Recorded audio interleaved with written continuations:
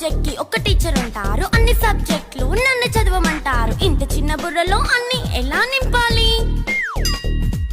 Class work, home work, fair notes అంటారు. Subject కి 3 books పెట్టి బ్యాగ్ నింపుతారు. ఇన్ఫాక్ట్ నా బరువు కన్నా నా బ్యాగ్ బరువే ఎక్కువ.